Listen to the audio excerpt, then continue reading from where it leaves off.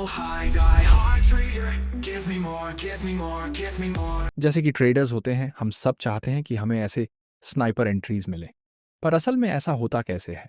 तो इस वीडियो में मैं तुम्हें सिखाऊंगा सप्लाई और डिमांड की थ्योरीज, जिनका इस्तेमाल हम ऐसे स्नाइपर एंट्रीज लेने के लिए कर सकते हैं। साथ में zone refinement, multi time frame analysis और कैसे ये सब मिलकर तुम्हें परफेक्ट एंट्रीज दिलाते हैं। अब जोन रिफाइनमेंट में जाने से पहले ये ज़रूरी है कि तुम्हें सप्लाई और डिमांड के बेसिक्स पता हों। अगर पता है तो वीडियो में चैप्टर्स यूज़ करके आगे बढ़ जाओ। अगर नहीं तो अभी मैं समझा देता हूँ। तो डिमांड जोन एक ऐसा एरिया होता है जहाँ पहले प्राइस ने कंसोलिडेट किया होता है, उसके बाद एक स्ट्रॉन्ग अपवर्ड मूव आया होता है।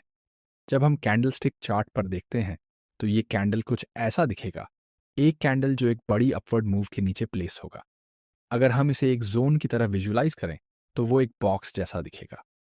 मेरा रूल ये है कि मैं इम्पल्स मूव से पहले वाली आखिरी कैंडल को यूज़ करता हूँ जोन ड्रॉ करने के लिए। तो मैं ऐसी साइडवेज कैंडल ढूंढता हूँ जिसके दोनों तरफ विक हो और मूवमेंट बहुत कम या ना के बराबर हो, ठीक उस बड़ी पुश से पहले। और डिमांड जोन का आइडिया ये है कि ये वो जगह है जहाँ पहले इंस्टीट्यूशनल बाइंग हुई थी, मतलब बड़े बड़े प्लेयर्स ने बहुत बड़ी क्वांटिटी में बाई किया था, इसलिए वहाँ से प्राइस में तेज़ उछाल आता है। ये जोन बेसिकली एक डिस्काउंट प्राइस दिखाता है, जहाँ से फ्यूचर में फिर से बाइंग आ सकती है अगर प्राइस वापस उस लेवल तक आता है। तो डिमांड जोन से हम तभी बाय करते हैं जब प्राइस वहाँ दोबारा आता है, क्योंकि हम एक्सपेक्ट करते हैं कि फिर से इंस्टीट्यूशनल बाइंग चालू होगी। अब जैसे कि तुमने गेस कर ही लिया होगा, सप्लाई जोन बिल्कुल वैसा ही है, पर उल्टी डायरेक्शन में। ये वो एरिया है जहाँ पहले प्राइस ने कंसोलिडेट किया था, फिर एक स्ट्रॉन्ग डाउनवर्ड मूव आया और इसे भी एक बॉक्स की तरह ड्रॉ किया जाता है। मैं यहाँ भी वही रूल फॉलो करता हूँ। इम्पल्स मूव से पहले वाली आखिरी कैंडल से सप्लाई जोन मार्क करता हूँ। ये वो जगह दिखाता है जहाँ पहले इंस्टीट्यूशनल सेलिंग हुई थी। इसे एक प्रीमियम प्राइस माना जाता है सेल करने के लिए। तो जब प्राइस दोबारा उस लेवल तक आएगा, हम एक्सपेक्ट करते हैं कि फिर से सेलिंग चालू होगी। हम सप्लाई जोन से सेल करते हैं जब प्राइस उसे रिटेस्ट करता है, एक्सपेक्टिंग मोर इंस्टीट्यूशनल सेलिंग। अब सप्लाई और डिमांड के बेसिक्स समझना इसलिए ज़रूरी है क्योंकि यही फाउंडेशन है जोन रिफाइनमेंट की, जिससे हमें वो स्नाइपर एंट्रीज मिलेंगी। अगर तुम्हें अभी भी और डीप समझना है तो ऊपर एक कार्ड है जो तुम्हें एक प्योर सप्लाई डिमांड वीडियो तक ले जाएगा। तुम वो देख सकते हो और फिर वापस आकर ये वीडियो कंटिन्यू कर सकते हो। पर अगर तुम रेडी हो जोन रिफाइनमेंट सीखने के लिए तो चलो अभी शुरू करते हैं। तो जोन रिफाइनमेंट काम कैसे करता है? मान लो हम 4 घंटे के टाइम फ्रेम पर हैं और एक सप्लाई जोन देख रहे हैं। हम चाहते हैं कि जब प्राइस उस एरिया तक वापस आए तो वहां से सेल करें। प्राइस वापसी कुछ इस तरह दिखेगी। हमारा टारगेट सिंपल है, रीसेंट लो तक का। इसका मतलब हमारी पोजीशन कुछ ऐसी दिखेगी। अब ये एक 1.9 रिस्क टू रिवॉर्ड ट्रेड है, मतलब तुम 1% रिस्क करके 1.9% कमा सकते हो, या $1 रिस्क करके $1.90 कमा सकते हो। ये ठीक है, पर रिवॉर्ड बहुत बड़ा नहीं है। ये स्नाइपर एंट्री नहीं मानी जाएगी। अगर तुम हमेशा ऐसे ट्रेड्स लो तो हाँ, तुम प्रॉफिटेबल रह सकते हो, पर बैरली, क्योंकि रिवॉर्ड रेशियो लो है। अब जो हम कर सकते हैं वो है इस 4 घंटे के टाइम फ्रेम के अंदर जाकर जोन्स को रिफाइन करना। जोन रिफाइनमेंट के लिए हमें लोअर टाइम फ्रेम में जाना होगा। तो हम 1 घंटे के टाइम फ्रेम पर जूम इन करेंगे और छोटे सप्लाई जोन्स ढूंढेंगे जो उस 4 घंटे वाले जोन के अंदर आते हैं। तो मान लो 1 आवर चार्ट कुछ ऐसा दिखेगा। अगर हम 4 घंटे का जोन मैप करें तो वो एक ब्रॉडर एरिया को कवर करेगा। पर अब हम क्या कर सकते हैं? उस 4 घंटे वाले जोन के अंदर एक छोटा 1 आवर सप्लाई जोन रिफाइन कर सकते हैं। हमें वहां और इम्बैलेंस दिखता है और एक छोटा सप्लाई जोन दिखाई देता है जो ऊपर की तरफ है। अब इसका फायदा यह है कि हम इस रिफाइंड जोन से ट्रेड ले सकते हैं। अब देखो, इसी रिफाइनमेंट की वजह से हमारा रिस्क टू रिवॉर्ड काफ़ी इंप्रूव हो गया है। अगर हम फिर से 4 घंटे वाले चार्ट पर जाएं तो हमारा रिफाइंड जोन ऐसा दिखेगा और हमारी पोजीशन कुछ ऐसी होगी। सेम ट्रेड है, same target, same selling area, पर क्योंकि हमने रिफाइन किया, हमने उस 1.9 रिस्क रिवॉर्ड ट्रेड को बदलकर 6.25 रिस्क रिवॉर्ड बना दिया। मतलब तुम 1% रिस्क करके 6 गुना कमा सकते हो, या $1 रिस्क करके $6 कमा सकते हो। तो बेसिकली हम वही ट्रेड लेकर उसे ज़्यादा प्रॉफिटेबल बना रहे हैं और साथ में वो सुंदर सा स्नाइपर एंट्री भी मिल रहा है। अब चलो इसे एक रियल चार्ट पर देखते हैं। ये 4 आवर टाइम फ्रेम है, पेयर है NZDJPY। पर ऑनेस्टली ये स्ट्रैटेजी किसी भी एसेट पर काम करती है। मार्केट ने अभी अभी ट्रेंड डायरेक्शन बदला है और यहाँ हम देख रहे हैं एक ब्रेक ऑफ स्ट्रक्चर, जहाँ से हम लोअर लोज और लोअर हाइज से निकलकर हायर हाइज और होपफुली एक हायर लो बना रहे हैं, जहाँ से हम अपना ट्रेड लेंगे। बस यही है बेसिक ट्रेड कॉन्सेप्ट। अब हम वही टेक्निक यूज़ करने वाले हैं जो पिछली बार की थी। टारगेट की बात करें तो हम सिर्फ स्विंग हाई को देखेंगे। तो जैसा मैंने एग्जाम्पल में दिखाया था, हम बस वहीं से वहीं तक ट्रेड ढूंढ रहे हैं। ठीक है, अब हम लास्ट कैंडल मार्क कर सकते हैं, इम्पल्स से पहले की। यही हमारा डिमांड जोन होगा, जो इस केस में कुछ ऐसा दिखेगा। नॉट बैड, काफ़ी अच्छा सा डिमांड जोन लग रहा है। अगर हम अपनी लॉन्ग पोजीशन प्लॉट करें तो एंट्री यहाँ होगी, स्टॉप लॉस इसके नीचे और टारगेट ऊपर उस हाई तक। अब ये एक 3% का ट्रेड है, मतलब ये कोई ख़राब पोजीशन नहीं है। मैं इसे लेना पसंद करूँगा। यहाँ से एंट्री लेकर वहाँ तक ले जाया जा सकता है, लेकिन हम बात कर रहे हैं स्नाइपर एंट्रीज की।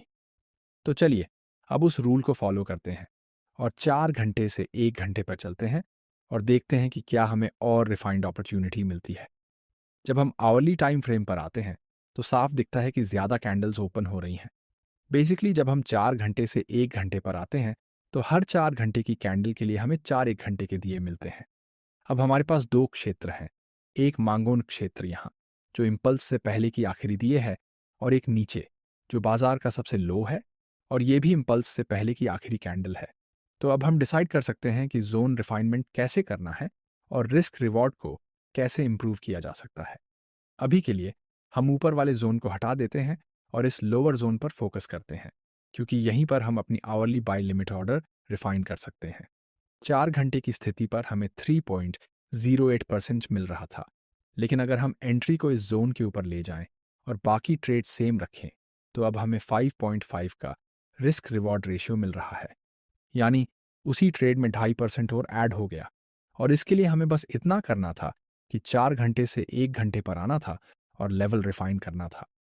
अब मैं वापस उस ऊपर वाले जोन पर जाना चाहता हूं, क्योंकि आपके दिमाग में ये सवाल आ सकता है कि इन 2 जोन्स में से कौन सा चुने।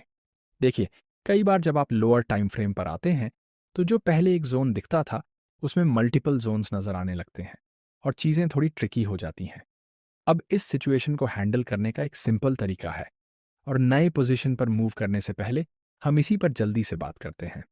अगर अब हमारे पास 2 जोन्स हैं और हमें नहीं पता कि ऑर्डर कहाँ लगाएं, तो सिंपल तरीका है ऑर्डर को एक्सट्रीम जोन पर रखें।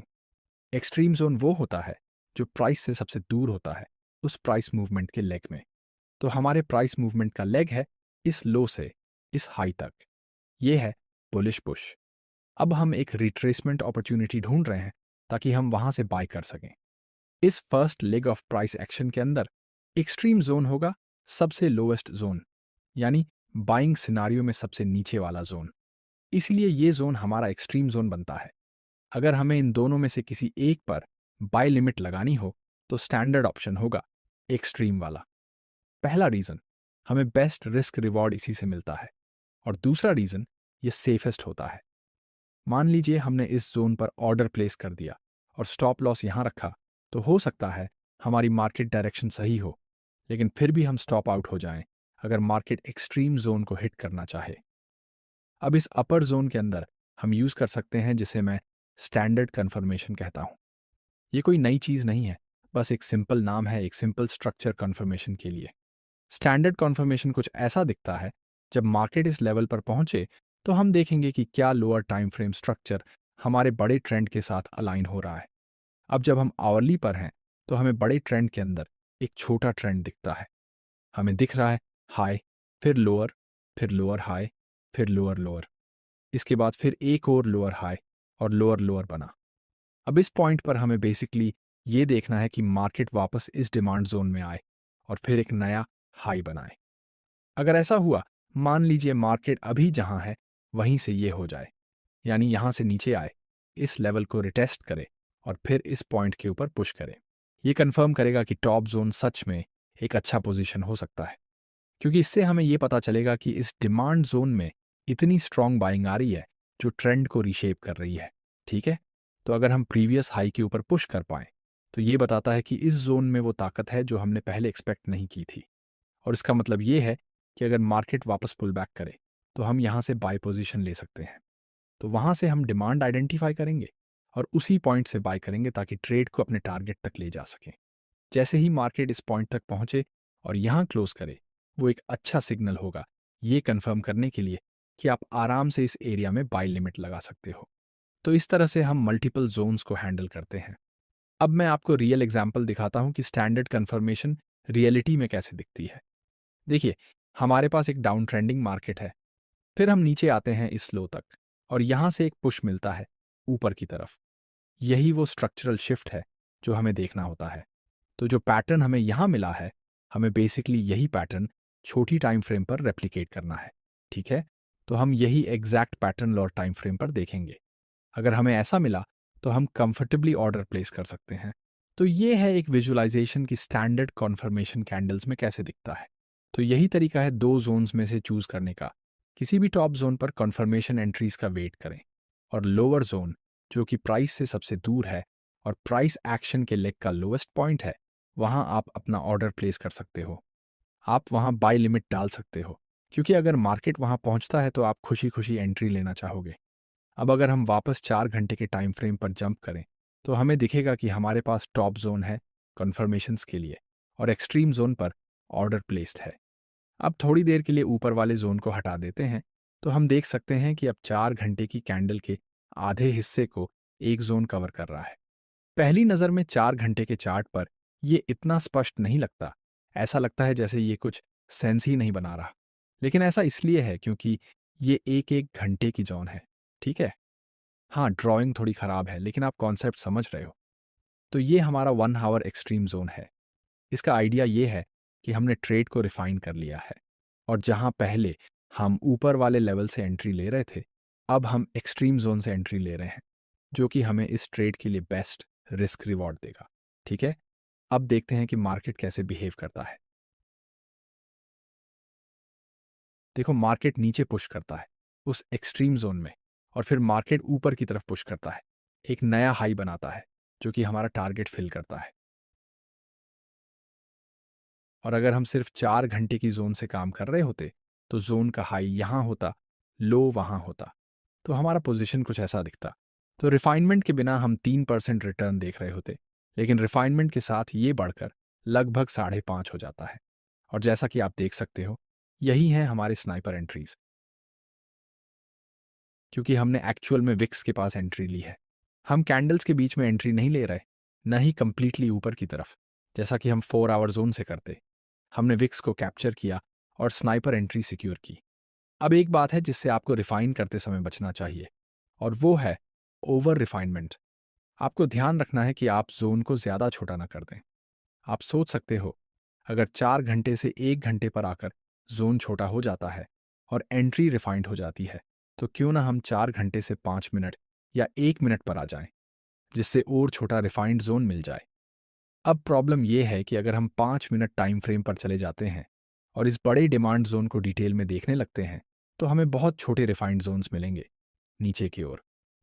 तो हम सोच सकते हैं, अच्छा, ये रिफाइंड जोन ठीक लग रहा है, कुछ इम्बैलेंस भी दिख रहा है, शायद हम यहाँ एंट्री रखें और हमारा रिस्क रिवॉर्ड बहुत बड़ा हो जाएगा। पर दिक्कत यह है कि मार्केट हमेशा उन लेवल्स तक पहुंचेगा ही नहीं। तो भले ही पेपर पर यह ट्रेड बहुत अच्छा लगे, 25 आर का पोटेंशियल दिखे, मतलब 1% रिस्क पर 25% का प्रॉफिट, पर हकीकत में वो जोन टच ही नहीं होगा, क्योंकि हम 4 घंटे और 1 घंटे के प्राइस एक्शन पर काम कर रहे हैं। मार्केट को इतना नीचे 5 मिनट पर ले जाना रिस्की है और अक्सर रिजल्ट ये होगा कि आपका ट्रेड मिस हो जाएगा। तो ओवर रिफाइन मत करो, चीज़ों को ज़्यादा मत खींचो, नहीं तो अच्छे ट्रेड्स मिस हो जाएंगे। अब एक सिंपल रूल जो आप फॉलो कर सकते हो ताकि ओवर रिफाइन से बच सको, वो है सिर्फ 2 स्टेप्स नीचे जाना। मतलब अगर आप 4 घंटे के टाइम फ्रेम पर हो तो आप 1 घंटा और फिर 30 मिनट तक जा सकते हो। अगर आप डेली टाइम फ्रेम पर हो तो आप 4 घंटे और फिर 1 घंटे तक जा सकते हो। अगर आप 30 मिनट पर हो तो आप 15 मिनट और फिर 5 मिनट तक जा सकते हो, लेकिन उसे ज़्यादा नीचे नहीं जाना चाहिए। ठीक है, तो डिफ़ॉल्ट 2 टाइम फ्रेम स्टेप्स ही लो, 4 घंटे से 1 घंटा और फिर 30 मिनट, टैली से 4 घंटे और फिर 1 घंटा, 30 मिनट से 15 और फिर 5 मिनट, ये सब ठीक है। वैसे भी आपको अक्सर सिर्फ एक स्टेप नीचे जाने की ही ज़रूरत होती है स्नाइपर एंट्री लेने के लिए और अपने ट्रेड के प्रॉफिट पोटेंशियल को बढ़ाने के लिए। जैसा कि आपने अभी देखा, हमने एक ट्रेड में 2% एक्स्ट्रा जोड़ लिया। अगर आप एक 5% या 5.5 ट्रेड निकाल पा रहे हो, तो वो एक बहुत ही हेल्थी मंथ बन सकता है ट्रेडिंग का। सिर्फ एंट्री को स्लाइटली लोअर टाइम फ्रेम पर लेकर जाने से आप ट्रेड को 3 से 5.5% तक ले जा सकते हो और रिटर्न्स को ऑलमोस्ट डबल कर सकते हो, जो कि बहुत सॉलिड है। अब यहाँ पर हम 30 मिनट टाइम फ्रेम पर हैं। अगर हम अपना जोन यहाँ रिफाइन करते 30 मिनट पर, तो हमारे पास ये एरिया होता वर्क करने के लिए। ये कैंडल। मैं अब भी इस बात का सपोर्टर हूँ कि स्टॉप लॉस हमेशा लो के नीचे होना चाहिए, तो मैं उसे वहीं रखता। लेकिन हम शायद थोड़ा और प्रॉफिट यहाँ जोड़ सकते थे और इस ट्रेड को 6% का बना सकते थे, सिर्फ by following that 2 steps down rule, 4 hour, 1 hour, फिर 30 मिनट। तो 4 आवर से 30 मिनट जाने से हमने एक्चुअली इस ट्रेड का प्रॉफिट पोटेंशियल डबल कर दिया। लेकिन अगर हम और नीचे जाते, जैसे 5 मिनट पर, तो हम शायद पूरा ट्रेड ही मिस कर देते।